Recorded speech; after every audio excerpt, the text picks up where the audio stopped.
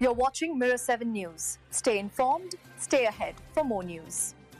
Texas politics has been full of dramatic twists lately, and one of the most striking moments came when Democratic State Representative Nicole Collier of Fort Worth made headlines at the Capitol. On Monday, she returned to Austin after the weeks-long standoff that saw dozens of Democratic lawmakers leave the state to block Republican redistricting plans. But instead of resuming business as usual, Collier took a stand in an unusual way. She refused to sign a required permission slip that would place her under an escort by the Texas Department of Public Safety. That decision had real consequences.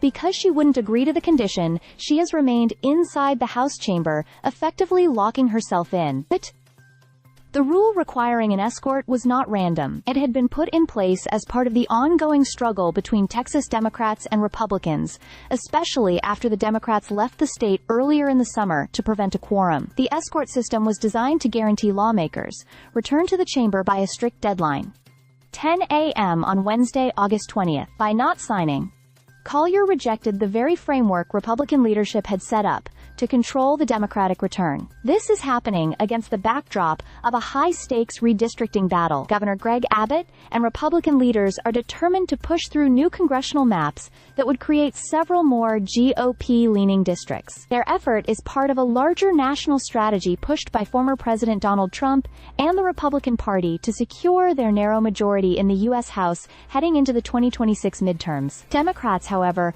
argue that these maps are discriminatory and designed to silence voters of color. For weeks, Democrats fled Texas, camping out in blue states like Illinois and New York, in order to deny Republicans the quorum needed to advance the maps. Now that many of them have returned, their strategy is shifting.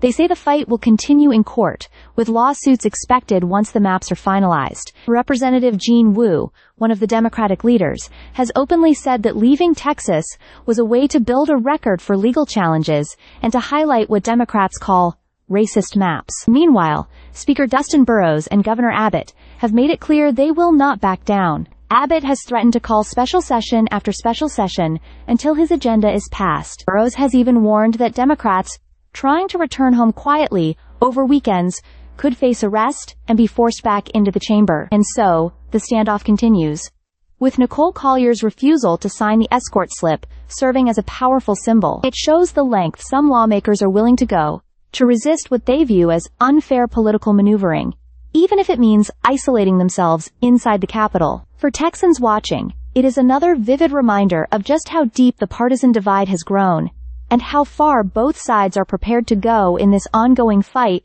over the future of representation in the Lone Star State. Stay subscribed for more videos.